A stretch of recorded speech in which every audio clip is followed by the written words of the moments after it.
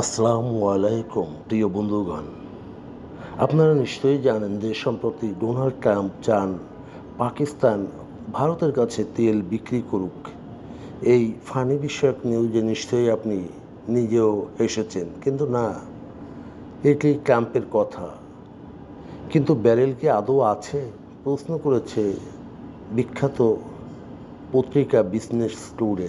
বর্তমানে দৈনিক ব্যবহারের হার 5,50,000 ব্যারেল, আর এই মজুদগুলি 2 বছরেরও কম সময়ের চাহিদা পূরণ করবে। দেশটি প্রতিদিন প্রায় 88,000 ব্যারেল তেল উৎপাদন করে, যা তার আভ্যন্তরীণ চাহিদার মাত্র একটি অংশ পূরণ করে। প্রায় 85% ব্যবহারের জন্য আমদানির উপর নির্ভর করে থাকে।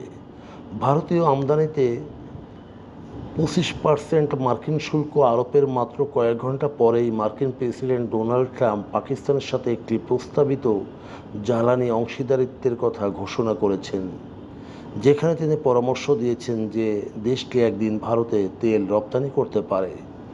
ট্রুথ সোশ্যালের মাধ্যমে দেওয়া বিবৃতিটি আঞ্চলিক বাণিজ্য উত্তেজনা বৃদ্ধির মধ্যে এসেছে। তবে পাকিস্তানের জ্বালানি প্রোফাইলের দিকে নজর দিলে দেখা যায় যে এই ধরনের পরিস্থিতি যদিও অসম্ভব নয়, বর্তমানে প্রয়োজনীয় রিজার্ভ, অবকাঠামো এবং বাণিজ্যিক কার্যকারিতার উপর সেটির প্রকট অভাব রয়েছে।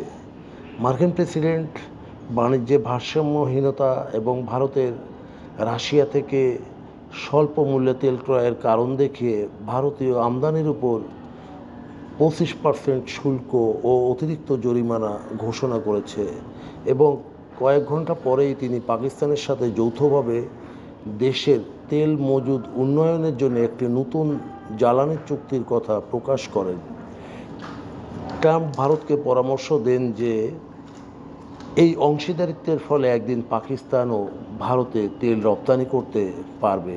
বন্ধুগণ, যদি আমাদের এই তথ্য গল্প আপনার ভালো লাগে তাহলে লাইক এবং শেয়ার দিন, এবং আজ আমাদের সঙ্গে থাকার জন্যে ধন্যবাদ। আমাদের ফলো দিন এবং সাবস্ক্রাইব করুন।